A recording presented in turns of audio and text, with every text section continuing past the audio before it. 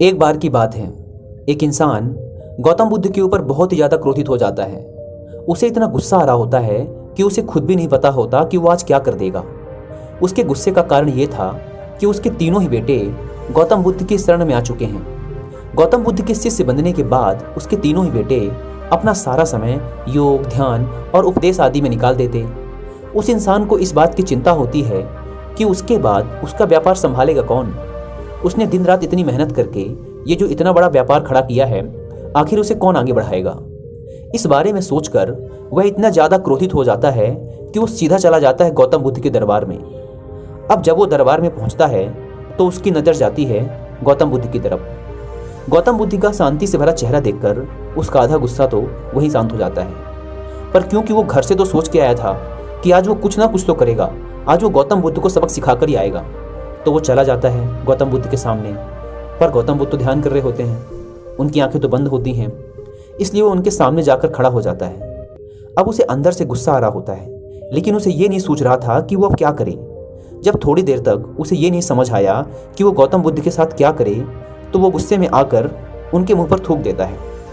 अब वो इंसान गौतम बुद्ध के मुंह पर तो थूक देता है, लेकिन उनके आसपास गौतम बुद्ध के जो शिष्य खड़े होते हैं वो ये सब देखकर आग बबूला हो जाते हैं कि हमारे गुरु के मुंह पर थूक दिया, इसकी इतनी हिम्मत है, कौन ये आदमी जिसने इतनी बड़ी हरकत कर दी। अब गौतम बुद्ध धीरे धीरे अपनी आंखें खोलते हैं और वो कुछ भी रिएक्शन नहीं देते, बल्कि इसकी जगह वो मुस्कुरा रहे होते हैं।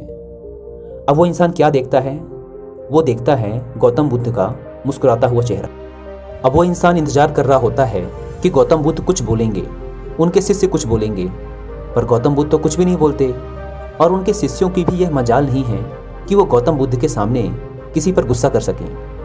अब वो इंसान काफ़ी देर तक खड़ा खड़ा यह सोचता रहता है कि कोई कुछ बोलेगा, कोई कुछ तो बोलेगा, लेकिन कोई कुछ नहीं बोलता और गौतम बुद्ध भी बस उसकी तरफ देखकर शांति से मुस्कुराते रहते हैं। जब कोई कुछ नहीं बोलता तो वो गुस्से में वहाँ से अपने घर आ जाता है। अब घर आने के बाद उसके दिमाग में केवल गौतम बुद्ध का मुस्कुराता हुआ चेहरा ही घूमता रहता है और जब रात होती है तो उसे नींद ही नहीं आती। अब उसे पश्चाताप होना शुरू हो जाता है कि आज मैंने एक बहुत ही बड़ा अपराध कर दिया। वो तो एक महात्मा है और मैंने महात्मा के मुंह पर थूक दिया।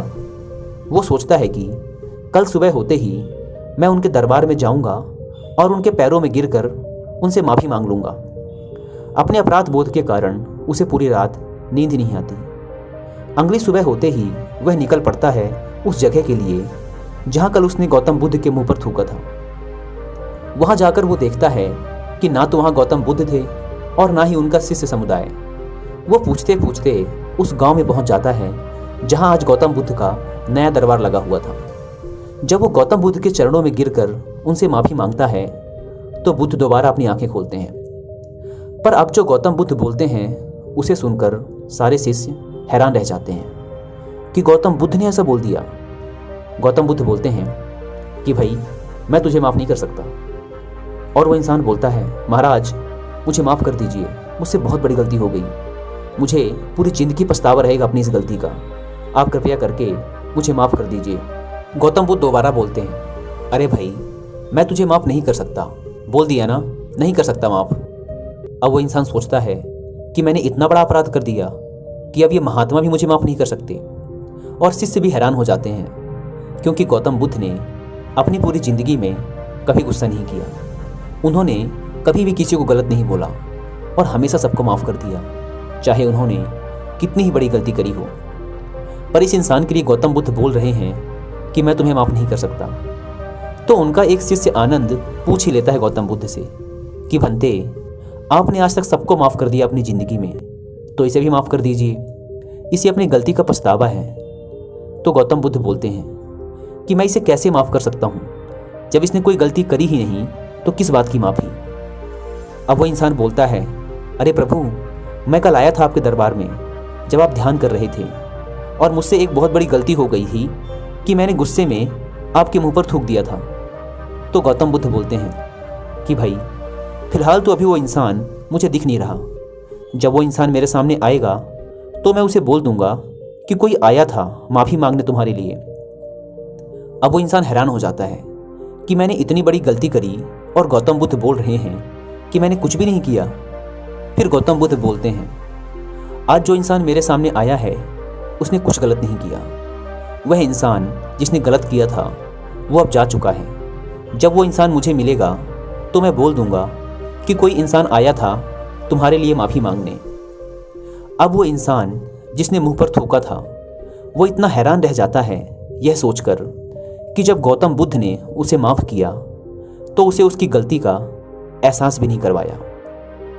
क्या हम भी अपनी ज़िंदगी में लोगों को इस तरह से माफ़ करते हैं? बिल्कुल नहीं। जब हम किसी को माफ़ करते हैं तो उससे बोलते हैं जा माफ़ किया तुझे, हम एहसान दिखाते हैं। पर अगर हम माफ़ करना सीखें तो हम सबको सीखना चाहिए गौतम बुद्ध से कि जब वो किसी को माफ़ करते हैं तो उसे उसकी गलती का पछतावा भी नहीं करवाते।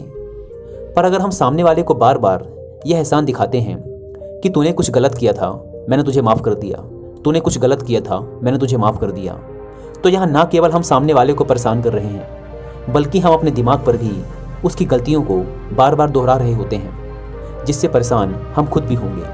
क्योंकि हो सकता है कि हम अपने शब्दों से उसे माफ़ कर दें, लेकिन हमने उसकी गलती को अपने दिमाग में इतनी बार दोहरा लिया है कि यह हमारे अंदर बैठ चुकी होगी और हम उस इंसान को दिल से कभी भी माफ़ नहीं कर पाएंगे। हम सबको अपने माइंड को शांत और खाली रखना सीखना होगा।